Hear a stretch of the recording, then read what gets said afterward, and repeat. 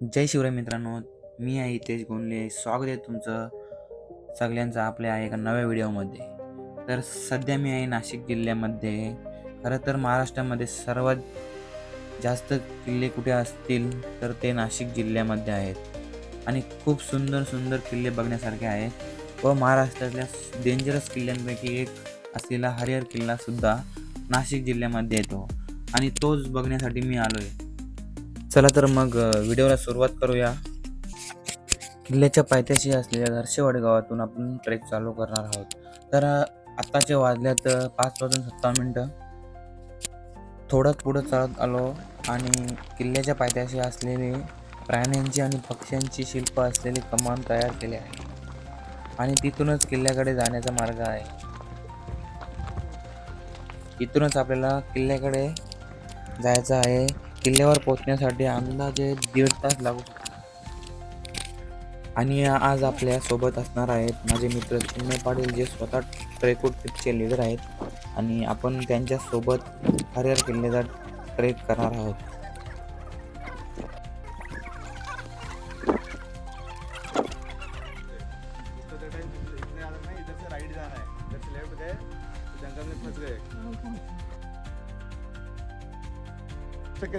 तर मित्रांनो, या साईडला आहे निरगुडपाडा, जो की गडावर येण्यासाठी दुसरा मार्ग आहे, पण तो घनदाट जंगलातून आहे.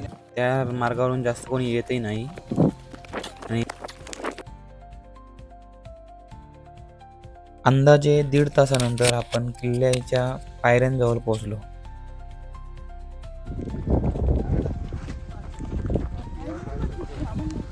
तुझा टॉर्च बंद करा ना आता.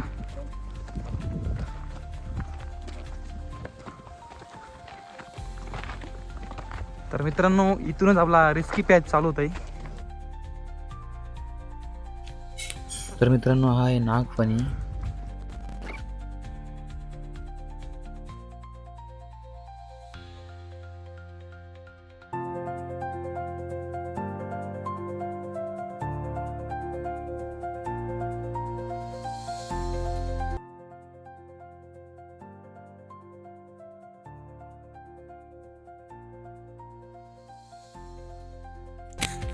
या गडाला हर्षगड या नावाने पण ओळखले जाते.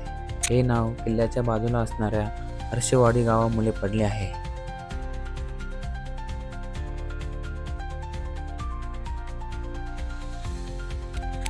तर मित्रांनो, महाराष्ट्रात प्रसिद्ध असलेल्या हरिहरगडाच्या पायऱ्यांजवळ आपण पोहोचलो आहोत. चला तर ह्या पायऱ्यांचा थरारक अनुभव घेऊया.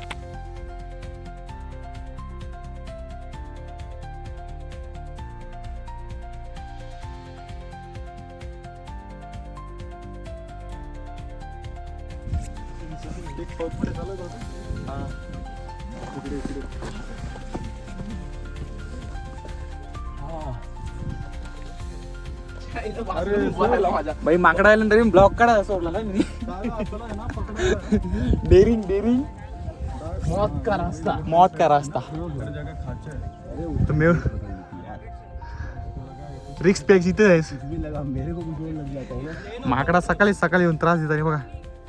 तो बाग चढला बघा कसा. सर, ये लेफ्ट हैंड साइड में खाचे खाचे उसमें हाथ भी चाहिए तो फंसो. हाँ, बघा कशी. उल्टा लिया मतलब पीछे वाले चढ़ने का मिलेगा. अजून तर आपल्याला पॅच चढायचा आहे. तो भरपूर ऊस आहे.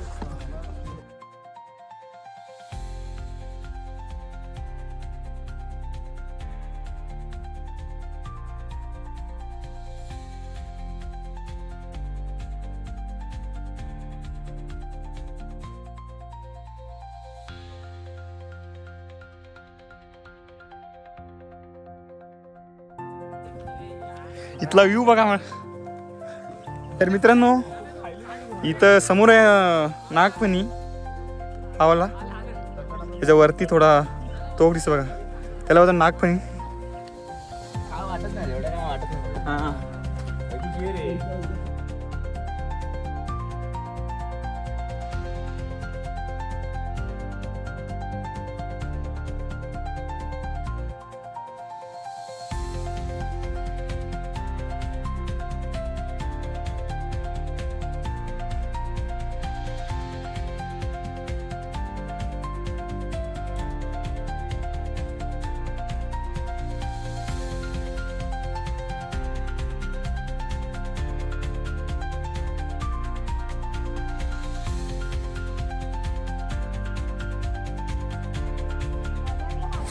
पायऱ्या चढून आपण अर्ध गड चढलोय. इथला सुंदर असा नजारा बघा.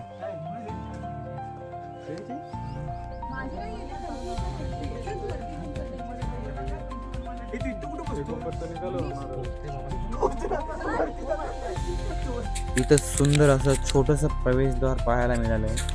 सुंदर असं लाकडी दरवाजा आहे त्याला.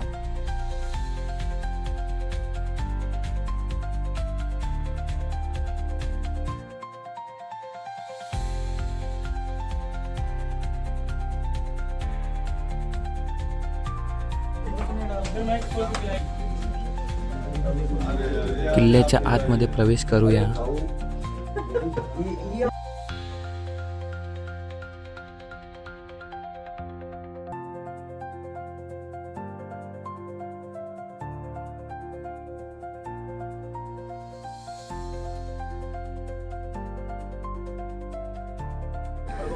काय व्ह्यू आहे बघा इथून.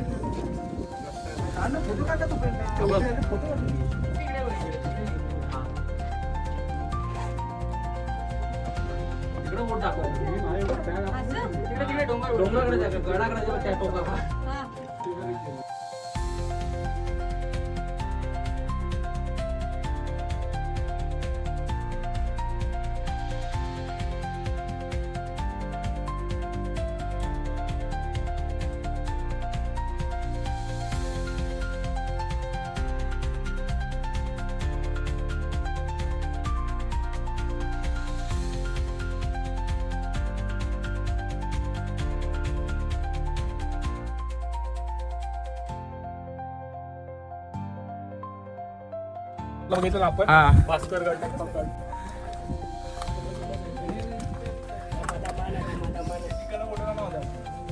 कडक कडक सीन आहे इथं.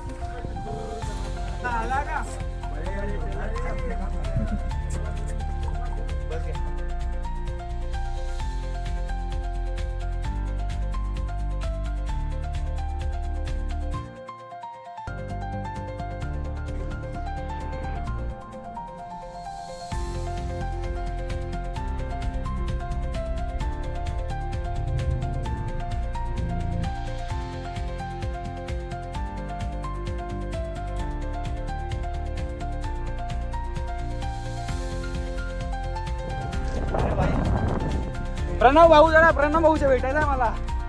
प्रणव भाऊला मिस काय भाऊ. तर हाय प्रणव, पूर्ण नाव काय तुझा? प्रणव कोटे. तर प्रणव कोटे इंस्टा आय डीला फॉलो करा. हे प्रणव नाही ते पण नाही म्हटलं ते नाही. आयफोन ये फोटो काढूया प्रत्येक फोटोला. तर वरतून नजारा बघा काय व्ह्यू आहे. व्ह्यू बघा, व्ह्यू बघा.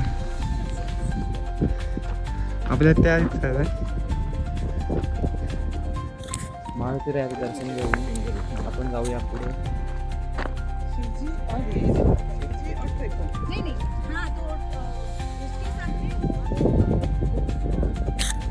थोडंच पुढं आहे महादेवाची पिंड आणि छोटस असा तलाव बघायला मिळाला.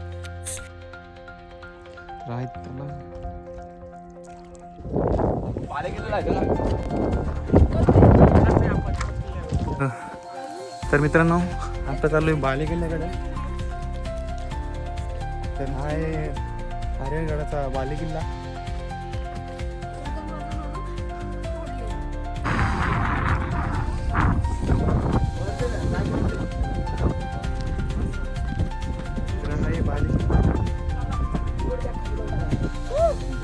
व्ह्यू बघा.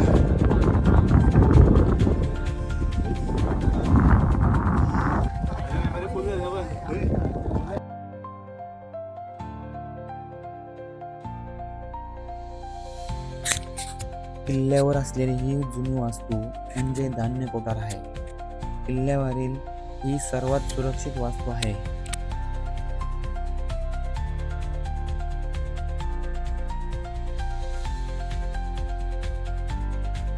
हरिहरकोटा ट्रेकसाठी आलात आपण. सकाळी ऑलमोस्ट 6च्या अराउंड ट्रेक चालू केला आपण. सकाळी ज्या ठिकाणावरून आलो त्या जागेचं नाव होतं हर्षेवाडी. हर्षेवाडी बेस विलेज आहे. हरिहर किल्ल्याला याचे 2 बेस विलेज आहेत. एक आहे निरगुडपाडा, दुसरा आहे हर्षेवाडी. बरोबर. निरगुडपाडाचं मी तुम्हाला एक तिकडे पॉईंट दाखवला जिकडनं आपल्याला सगळ्यांना राईटच घ्यायचं. इफ आपण जर लेफ्ट घेतलं तर आपण निरगुडपाडाला जातो, राईट घेतलं तर आपण हर्षेवाडीला जातो.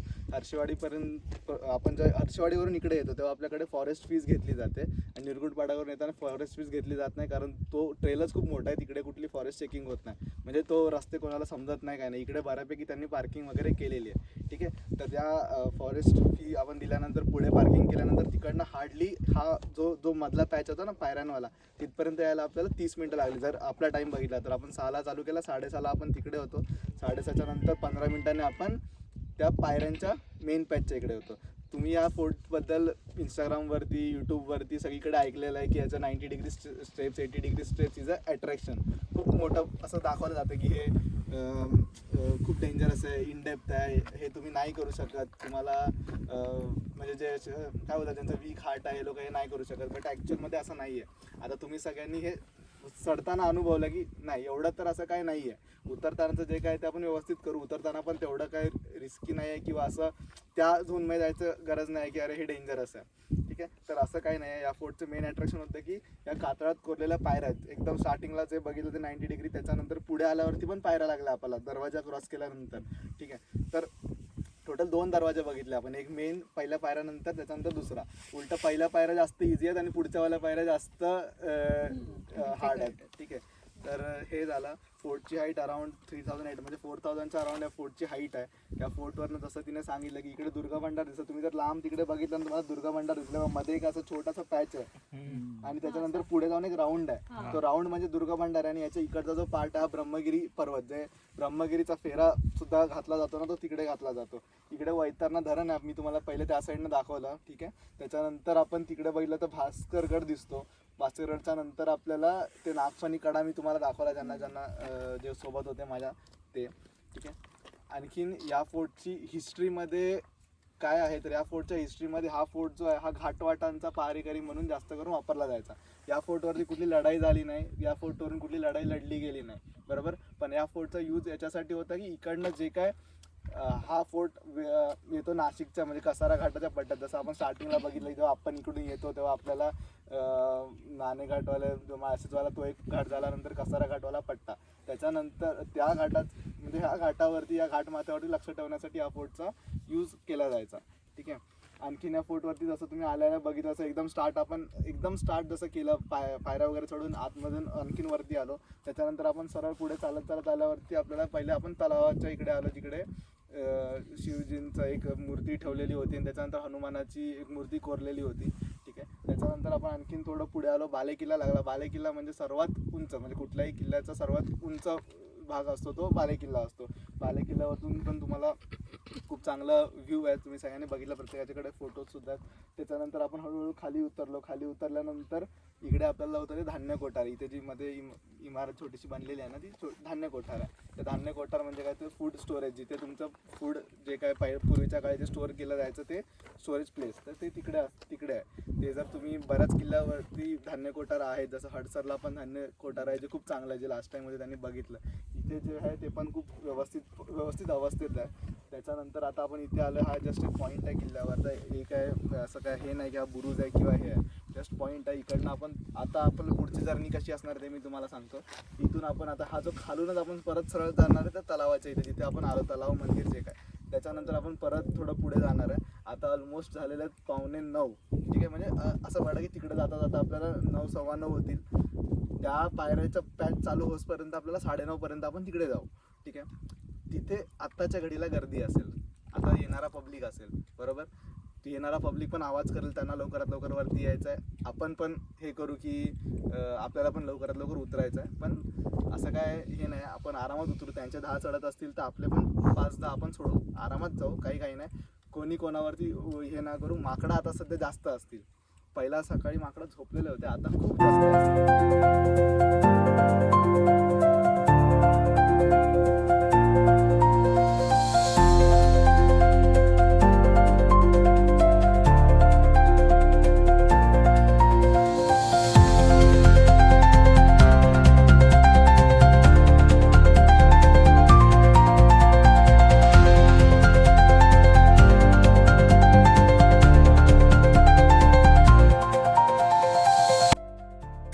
महाराष्ट्रातील सर्वात थरारक किल्ल्यांपैकी एक असलेला हरिहर किल्ला हा व्हिडिओ तुम्हाला कसा वाटला हे कमेंट करून नक्की सांगा. आणि चॅनेलला नवीन असाल तर चॅनेलला सबस्क्राईब करायला विसरू नका. पुन्हा भेटूया एका नवीन व्हिडिओमध्ये.